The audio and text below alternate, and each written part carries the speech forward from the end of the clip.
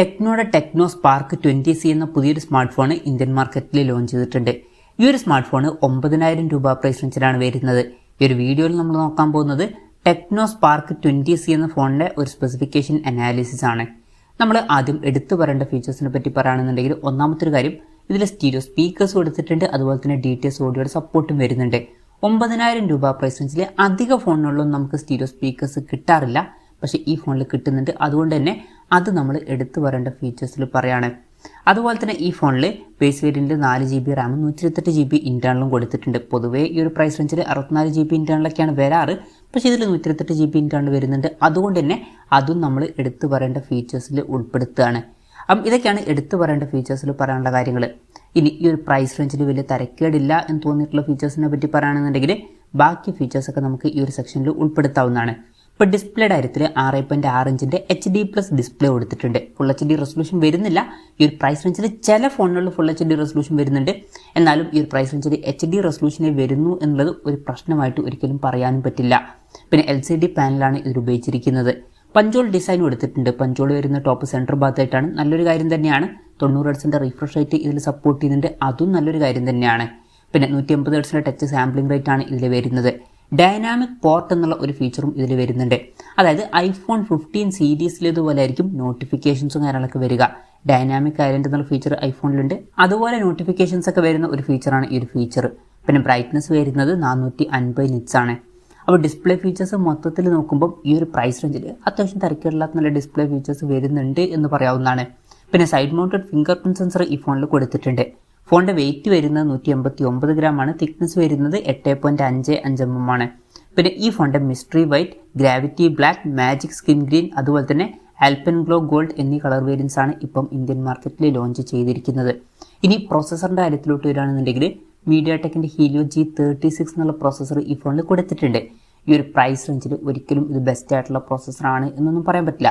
ഇപ്പം ഈ ഒരു പ്രൈസ് റേഞ്ചിൽ ഇതിനേക്കാൾ ബെറ്റർ ആയിട്ടുള്ള പ്രോസസ്സറുമായിട്ട് വരുന്ന ഫോണിലൊക്കെ വരുന്നുണ്ട്. ചില ഫോണുകളിലൊക്കെ ഈ ഒരു പ്രൈസ് റേഞ്ചിൽ മീഡിയാടെക്കിൻ്റെ ഹീലിയോ G85 പോലുള്ള പ്രോസസ്സറൊക്കെ വരുന്നുണ്ട്. എന്തായാലും ഈ ഒരു പ്രൈസ് റേഞ്ചിൽ ബെസ്റ്റ് ആയിട്ടുള്ള പ്രോസസ്സർ അല്ല ഈ ഫോണിൽ വരുന്നത്. എന്നാലും വലിയ തരക്കേടില്ലാത്തൊരു പ്രോസസ്സർ എന്ന് പറയാം. പിന്നെ 5G സപ്പോർട്ടൊന്നുമില്ല, മാക്സിമം 4G സപ്പോർട്ടാണ് ഈ ഫോണിൽ വരുന്നത്. മെമ്മറി എക്സ്പാൻഡ് ചെയ്യുകയാണെന്നുണ്ടെങ്കിൽ ഡെഡിക്കേറ്റഡ് മെമ്മറി കാർഡ്സിലോട്ട് ഈ ഫോണിൽ കൊടുത്തിട്ടുണ്ട്. അതായത് 2 സിം യൂസ് ചെയ്യുമ്പോൾ തന്നെ ഒരു മെമ്മറി കാർഡ് നമുക്ക് സെപ്പറേറ്റ് ആയിട്ട് യൂസ് ചെയ്യാം. വെർച്വൽ റാം എന്നുള്ള ഫീച്ചറും ഇതിൽ വരുന്നുണ്ട്. അതായത് എക്സ്ട്രാ റാം വേണ്ട സമയത്ത് ഇന്റേണൽ മെമ്മറിയിൽ നിന്ന് കുറച്ച് മെമ്മറി എടുത്തിട്ട് അത് റാമായിട്ട് യൂസ് ചെയ്യുന്നതായിരിക്കും. അങ്ങനെ 4GB റാം വരെ എക്സ്ട്രാ നമുക്ക് ലഭിക്കുന്നതായിരിക്കും. പിന്നെ 3.5mm ഓഡിയോ ജാക്ക് ഈ ഫോണിൽ കൊടുത്തിട്ടുണ്ട്. Android 13 ബേസ് ആയിട്ടുള്ള iOS സോഫ്റ്റ്വെയർ ആണ് ഈ ഫോണിൽ വരുന്നത്. ക്യാമറയുടെ കാര്യം പറയുകയാണെന്നുണ്ടെങ്കിൽ ഫോണിൻ്റെ പിന്നിൽ ഡ്യുവൽ ക്യാമറ സെറ്റപ്പ് കൊടുത്തിട്ടുണ്ട്. 50 മെഗാപിക്സലിൻ്റെ f1.6 അപ്പേഴ്സിൽ വരുന്ന മെയിൻ ക്യാമറ സെൻസറാണ് ഈ ഫോണിൽ വരുന്നത്.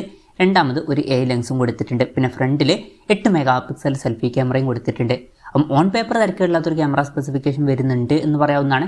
ബാറ്ററിയുടെ കാര്യത്തിൽ 5000 mAh ബാറ്ററി ഇതിൽ കൊടുത്തിട്ടുണ്ട്. 18 വാട്ടിൻ്റെ ഫാസ്റ്റ് ചാർജ് സപ്പോർട്ട് ചെയ്യുന്നുണ്ട്. നല്ലൊരു കാര്യം തന്നെയാണ് ഈ ഒരു പ്രൈസ് റേഞ്ചിൽ. Type-C ചാർജിംഗ് പോർട്ടും ഇതിൽ കൊടുത്തിട്ടുണ്ട്. അപ്പം അത്യാവശ്യം തിരക്കേടില്ലാത്ത നല്ലൊരു ബാറ്ററി സെറ്റപ്പും ഇതിൽ വരുന്നുണ്ട് എന്ന് പറയാവുന്നതാണ്.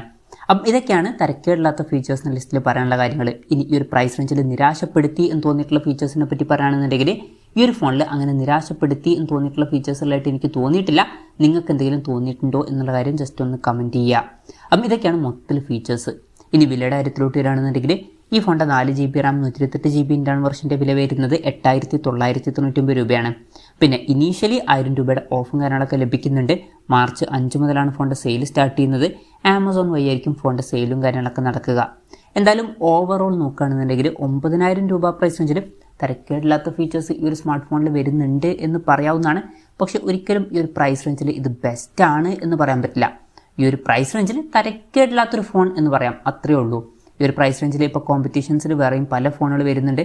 ഇപ്പോൾ മോട്ടോ G24 പവറൊക്കെ ഈ ഒരു പ്രൈസ് റേഞ്ചിൽ വരുന്നുണ്ട്. അതിലാണെങ്കിൽ ഇതിനേക്കാൾ ബെറ്റർ ആയിട്ടുള്ള ഒരു പ്രോസസ്സറും അതുപോലെ തന്നെ ഇതിനേക്കാൾ ബെറ്റർ ആയിട്ടുള്ള ഒരു ബാറ്ററി സെറ്റപ്പും കാര്യങ്ങളൊക്കെ വരുന്നുണ്ട്. അതുപോലെ തന്നെ അതിലും പഞ്ചോൾ ഡിസൈനും കൂടിയ റിഫ്രഷ് റേറ്റും ഒക്കെ സപ്പോർട്ട് ചെയ്യുന്നുണ്ട്. അപ്പം ഈ ഒരു പ്രൈസ് റേഞ്ചിൽ ഇത് ബെസ്റ്റ് ഫോൺ എന്ന് പറയുന്നില്ല, ജസ്റ്റ് ആവറേജ് ആയിട്ടുള്ള ഒരു ഫോൺ, അത്രയേ ഉള്ളൂ. എന്തായാലും ഈ ഒരു ഫോണിനെ പറ്റിയിട്ടുള്ള നിങ്ങളുടെ അഭിപ്രായം ജസ്റ്റ് ഒന്ന് കമൻറ്റ് ചെയ്യുക.